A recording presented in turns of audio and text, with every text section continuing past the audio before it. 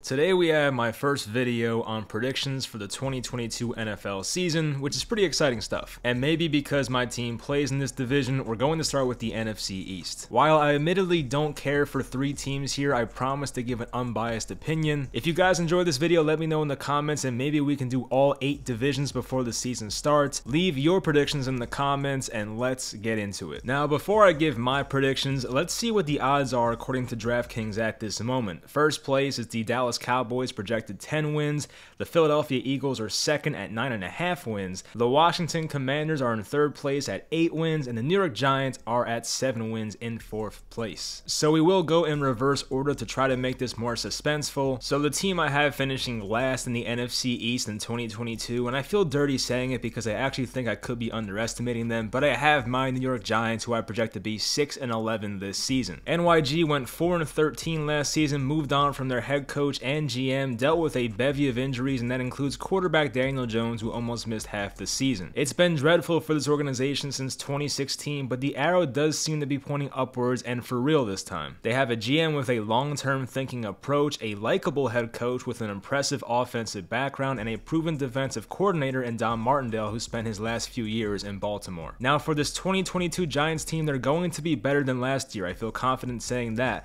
but this division overall seems more talented than years past. The Giants may be relying on as many as 4 rookies, maybe 5 depending on slot corner Cordell Flott, to be starters throughout the year, and once again, this is a new coaching staff. Daniel Jones should obviously be better than he has been the past 2 years with Jason Garrett, but how much better is the real question. Can Brian Daboll bring out the best in Daniel Jones, or is Daniel Jones who he is? That's the fascinating question. As for the Giants defense, their front 7 should be decent enough, but that secondary is slim and scary beyond a couple of players. They first have to rely on safety Xavier McKinney, who broke his foot his rookie year, and cornerback Adoree Jackson to stay healthy, which is a challenge in itself. But they need a couple other corners and a strong safety to step up and play well, but in a passing league, it's a lot to ask for. I do still love their day 1 picks of Evan Neal and Kayvon Thibodeau, but this team is still building for the future. I do really believe that by 2024, assuming the rebuild goes right, the Giants can be legit contenders. But as a fan right now, I'm just happy that this team will be more enjoyable to watch than the past couple years, that's for sure. My team finishing 3rd in the East this year is going to be the Washington Commanders at 7-10. This team a year ago was relying on Ryan Fitzpatrick and its stellar defense to lead the way, but both plans bottomed out. Now this is a Carson Wentz-led team with mostly the same defensive nucleus and hopefully a healthy Chase Young for their sake. They went 7-10 last year, but I don't think they did much to put themselves over the top to be in that first place conversation with Dallas and Philly. Their offensive line did lose Brandon Sheriff, who was their first round pick back in 2015,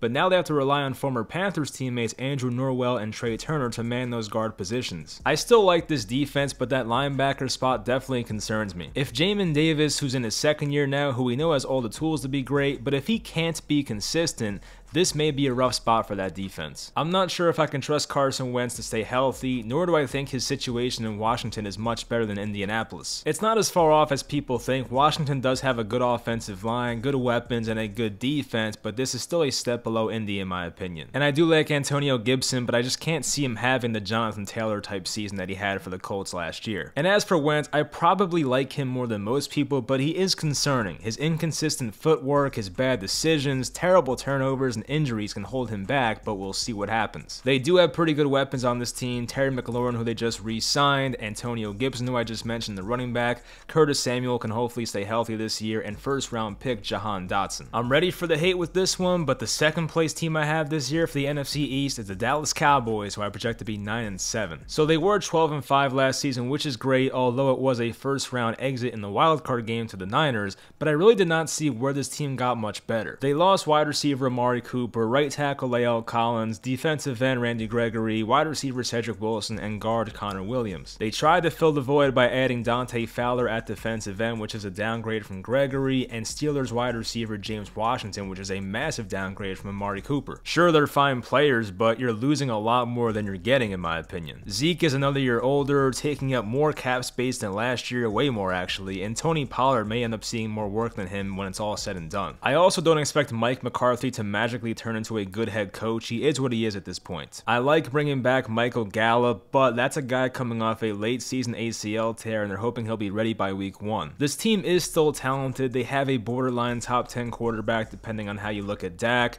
An offensive line is still one of the best in football when healthy. CeeDee Lamb's an absolute stud, and they have one of the best young defenders in the entire NFL in Micah Parsons. And for Parsons and the rest of that defense from last year, I do like the fact that Dan Quinn stayed as defensive coordinator. There was a lot of rumors of him joining as a head coach elsewhere, but I still have my doubts that this is an 11 or 12 win team. And number 1, we have the Philadelphia Eagles, who I have finishing at 10-7. This team went 9-8 last year with the first-year head coach Nick Sirianni, and I'll be honest, it shocked just about everyone. Now, they did get smacked in the wild card game at Tampa, but the fact that this team, who some projected to have a top 5 pick last year, even made it that far was impressive. So now they have their coaching staff in year 2, Jalen Hurts at quarterback, who is technically in year 3, but I consider it year 2, and they had a pretty nice offseason in my opinion. Steven Nelson, Alex Singleton, and Rodney McLeod did depart, but this team was able to add edge rusher Hassan Reddick coming off back-to-back great seasons, cornerback James Bradbury from my Giants, who was a top 10 cornerback just in 2020, Kazir White at linebacker coming off 144 tackles last year, and Zach Pascal, who had some moments in the red zone with the Colts for some receiver depth. Oh, and by the way, they added A.J. Brown at wide receiver, who when healthy is a top 10 receiver in the game and has room to get better. So now this team has 2 legit wide receiver ones if you include Devontae Smith and Dallas Goedert, who's probably a top 10 tight end in the NFL and still just 27 years old. I don't love Jalen Hurts. I don't think he has the deep ball accuracy to ever be in that elite quarterback conversation, but with that said, you can definitely have a high-end offense with him just based on his rushing ability. This Eagles team was number 1 in rushing in the NFL last season, more than the Colts, more than the Titans, more than the Cowboys, or any other great rushing team. A dual threat of Jalen Hurts and Miles Sanders rushing the ball with this offensive line is really good, and that's going to be tough to stop. On defense, I like what they have. Their front four should be dominant, assuming that Fletcher Cox and Brandon Graham don't fall off a cliff, and they did draft Jordan Davis in the first round. Their safety spot is a little concerning. They added veteran Jaquaski Tarr, and I like Kayvon Wallace out of Clemson a couple years ago, but we'll see who steps up next to Anthony Harris. I hope for my sake this prediction ends up in reverse and we have the Giants in first and Washington in second. You get the point,